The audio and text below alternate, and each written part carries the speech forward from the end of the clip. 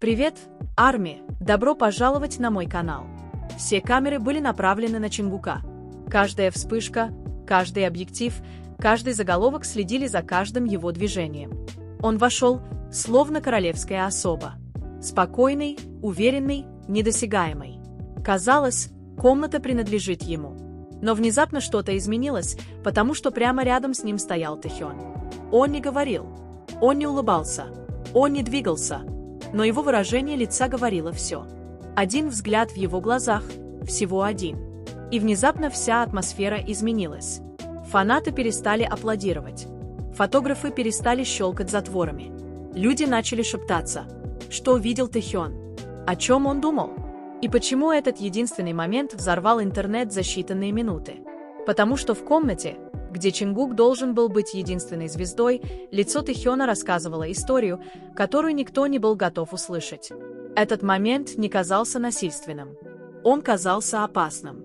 Чингук стоял в центре комнаты, окутанный мягким светом и драгоценной тишиной. Каждый его шаг отдавался уверенностью. Руководители наклонялись к нему. Камеры следили за ритмом его дыхания. Казалось, сам воздух ждал, когда он пошевелится. К нему относились как к неприкасаемому. Но Тэхён стоял всего в нескольких шагах от него. И он не смотрел на толпу. Он не смотрел на вспышки света. Он смотрел на Чингука. Не с восхищением, не с гордостью, а с чем-то более острым, чем-то невысказанным. Те, кто первыми это заметил, почувствовали холодок, прежде чем поняли почему. Не было улыбки, не было маски. Просто тишина, которая, казалось, сдерживала бурю. Чингук тоже это почувствовал. Его взгляд на мгновение мелькнул, достаточно долго, чтобы показать, что что-то не так. Не с мероприятием, не с вниманием, которое он получал, а с человеком, стоящим рядом с ним. Потому что Тэхён не должен был так выглядеть. Это должен был быть идеальный публичный момент, праздник, безупречный образ, история, которую все могли бы спокойно воспринять. Но выражение лица Тэхёна не соответствовало сценарию. Это было тяжело. Это было больно. Оно смотрело на Чингука так, словно тот вот-вот исчезнет. Когда Чингука проводили к сцене, толпа зааплодировала еще громче, но Тэхён застыл на месте. Его челюсть сжалась. Его глаза следили за каждым движением Чингука. Не как у фаната, а как у того, кто знает правду, неизвестную миру. И когда Чингук оглянулся, их взгляды встретились на мгновение. Но в эту секунду все треснуло. Там была история.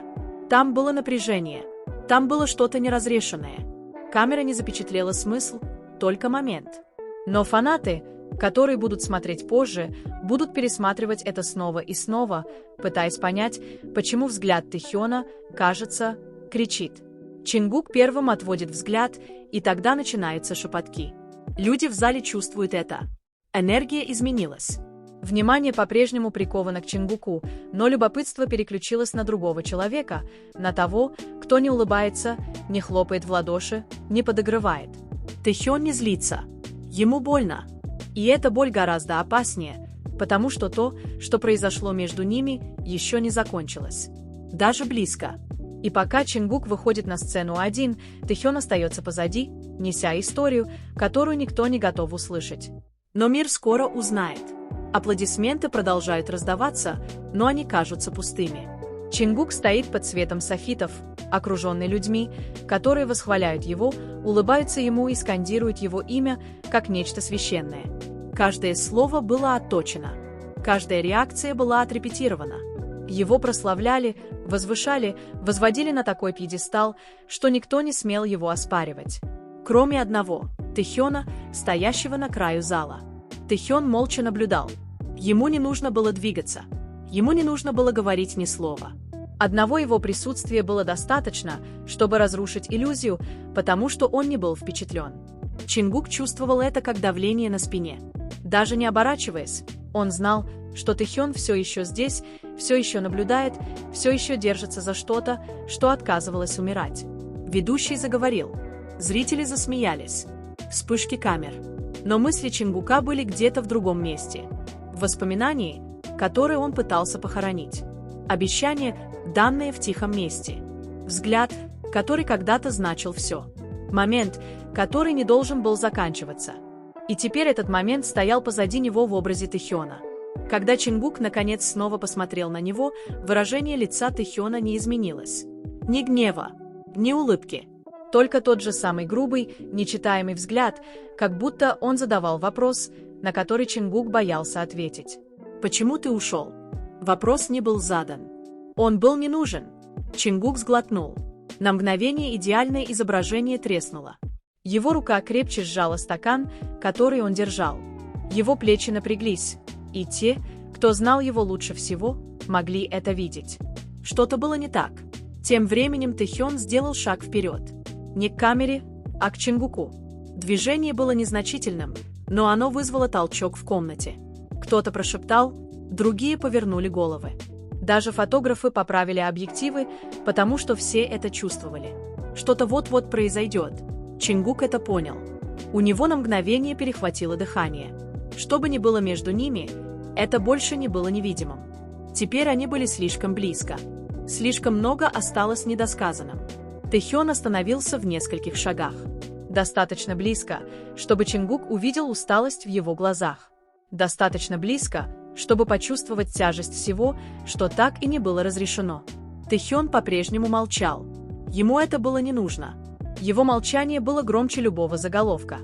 Толпа продолжала улыбаться, не подозревая, что за блеском и аплодисментами стояли два человека посреди бури, которая вот-вот должна была разразиться.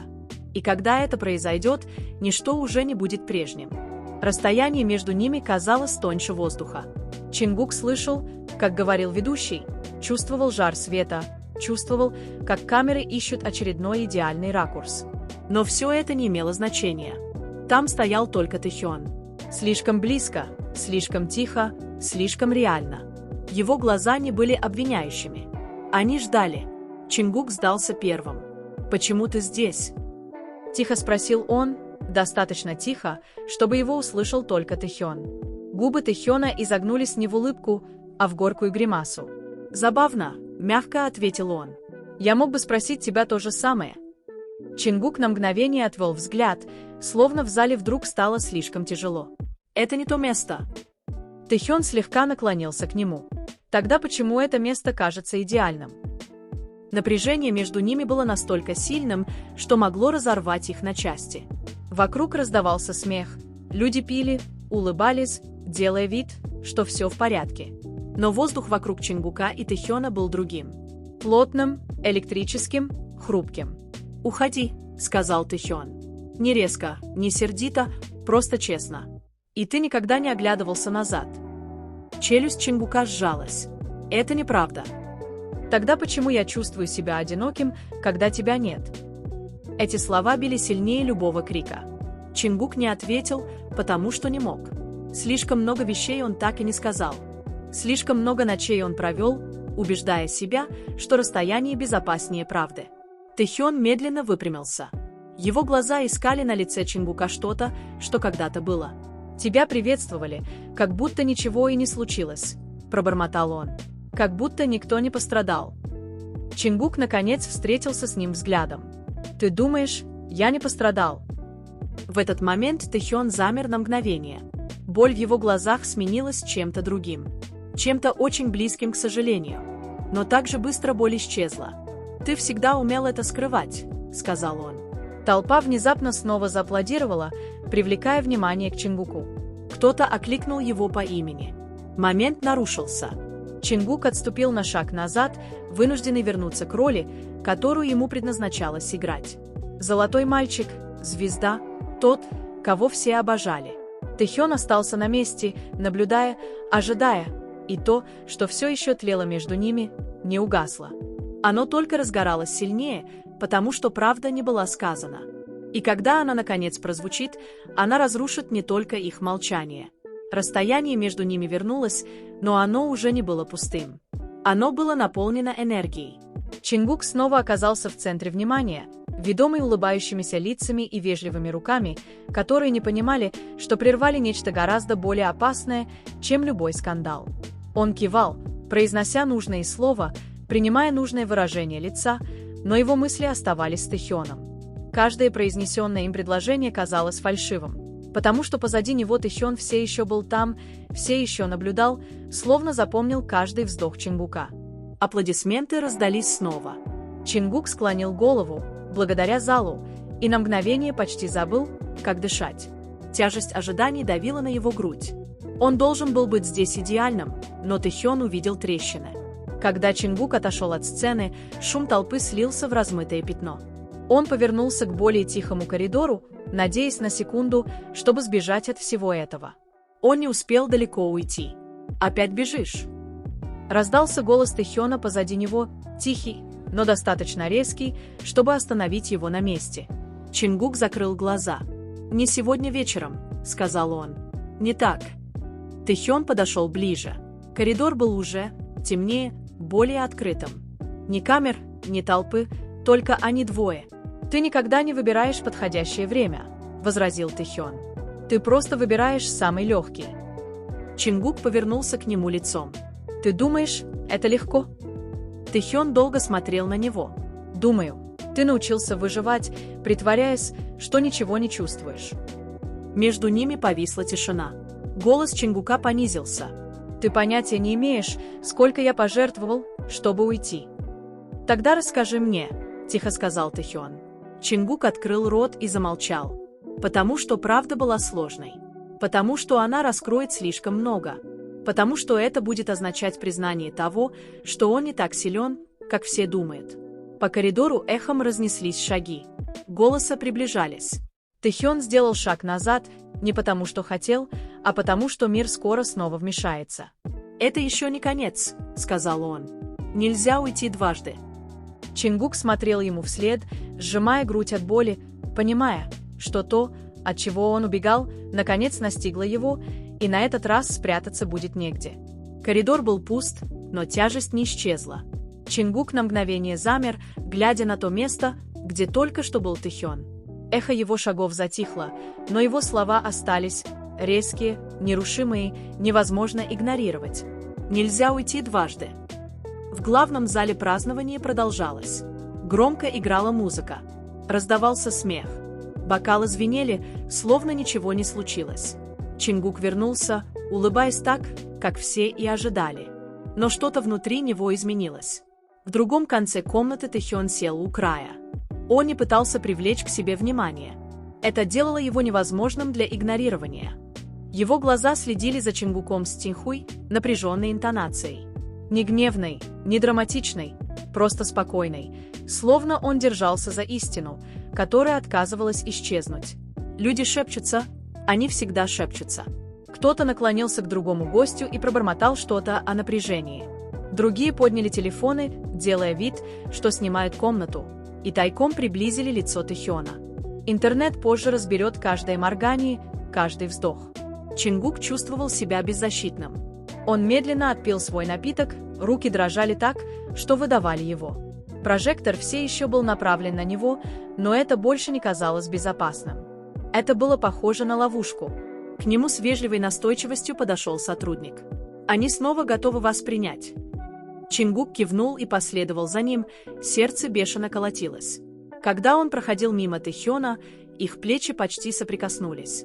Тэхён его не увидел. Это причиняло больше боли, чем если бы он его увидел. Чингук остановился. Комната продолжала двигаться вокруг них.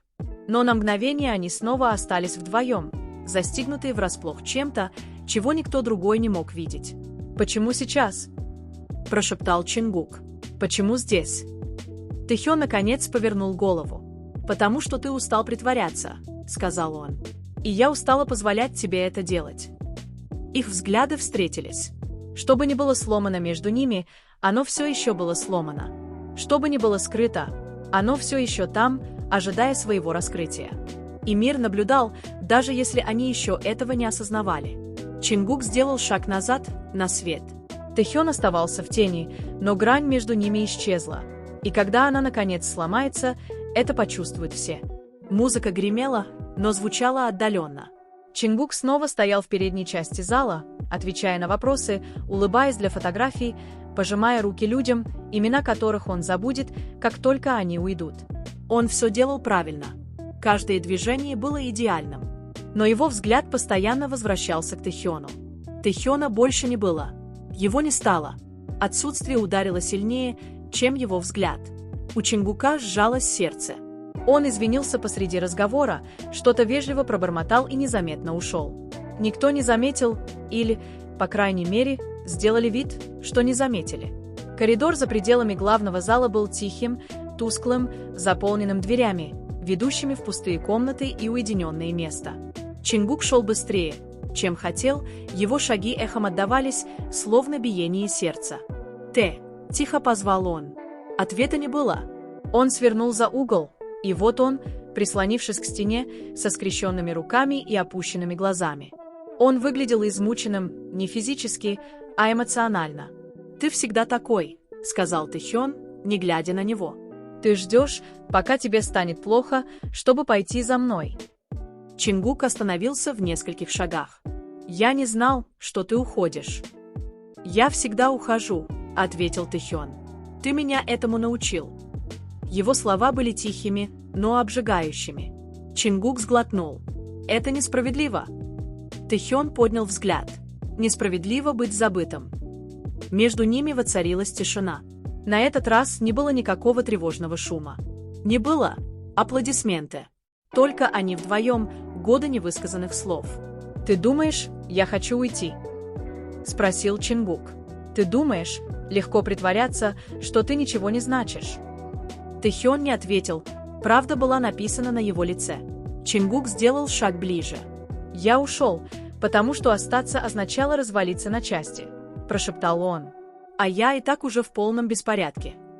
У Тэхёна на мгновение перехватило дыхание, но он быстро скрыл это. «Ты должен был сказать мне», — сказал он. «Я боялся». «Впервые», — ответил Тэхён. «Я тоже боялся». Их взгляды встретились. Все, что они сдерживали, давило на пространство между ними, умоляя вырваться наружу. Шаги снова эхом разнеслись по коридору. Мир возвращался. И что бы они ни сказали дальше, все изменится. Шаги остановились всего в нескольких шагах. Чингук и Тэхён не двинулись с места. Они стояли там, застыв в моменте, который казался гораздо более хрупким, чем предыдущая тишина. Никто из них не хотел первым отступать, потому что отступление означало бы потерю того, что они почти обрели заново. Тэхён заговорил первым. «Знаешь, что ранит больше всего?» — тихо спросил он. «Не то, что ты ушел, а то, что ты так и не попытался вернуться». У Чингука перехватило дыхание. «Я думал, мне нельзя было возвращаться». «Кто тебе это сказал?» Чингук замялся. И в этом колебании Тэхён понял больше, чем хотел. «Значит, ты выбрал дистанцию вместо правды», — сказал Тэхён. «А я остался в неведении». Слова не были жестокими. Это были усталые слова. Чингук подошел ближе. «Я здесь». Тэхён посмотрел на него, его глаза были полны поиска. «Это не значит, что ты останешься». Прежде чем Чингук успел ответить, из коридора раздался голос. Кто-то позвал его по имени. Момент ускользнул от них. Чингук протянул руку, остановив Тэхёна, который собирался уйти. «Я не знаю, как исправить то, что сломал», — сказал он. «Но я знаю, что не хочу снова тебя потерять». Дыхание Тэхёна впервые за эту ночь замерло. Стена, которую он воздвиг, трескалась. Но как только он открыл рот, чтобы заговорить, открылась дверь. Свет залил коридор, и мир вернулся. Тэхён отдернул руку. Не потому, что хотел, а потому, что все еще было слишком опасно так выглядеть. «Мы еще не закончили», — тихо сказал он. «Но в следующий раз ты не сможешь спрятаться». Затем он прошел мимо Чингука и исчез в толпе. Чингук стоял там один, его сердце бешено колотилось, он знал одно с пугающей ясностью. Что бы ни случилось дальше, это не произойдет тихо, и ни один из них не сможет этого избежать. Глава 8. Шум в зале поглотил Тэхёна, как только он вернулся. Музыка, смех, аплодисменты – все это казалось нереальным, словно сцена, построенная на чем-то разрушенном. Он двигался сквозь толпу, никого толком не видя. Его мысли все еще были в том коридоре, в голосе Чингука, в том, как он почти сжал руки, почти через весь зал Чингук вернулся в центр внимания. Но что-то изменилось. Уверенность все еще была, отточенная улыбка все еще на месте. Но за его глазами скрывалось напряжение, которого раньше не было. Люди это чувствовали. Вот почему камеры продолжали снимать его. Они чувствовали трещину. Тэхён остановился у края толпы, наблюдая за Чингуком издалека. Опять же, все всегда было так. Достаточно близко, чтобы причинить боль, достаточно далеко, чтобы притвориться, что ничего не происходит. Чингук рассмеялся над чем-то, что кто-то сказал, но смех не дошел до его глаз. Его взгляд скользнул, снова встретившись взглядом Тэхёна. На этот раз ни один из них не отвел взгляда. Момент затянулся. Позже фанаты запечатлеют эту секунду. Чингук сиял под светом прожекторов. Тэхён стоял в тени, их взгляды были прикованы друг к другу, словно они говорили на языке, который никто не мог расслышать. Что-то решалось. Чингук медленно вздохнул. Тэхён сжал челюсти. Ни один из них не пошевелился. И все же казалось, что земля между ними уже начинает трескаться, поскольку то, что они отказывались сказать, скоро вырвется наружу.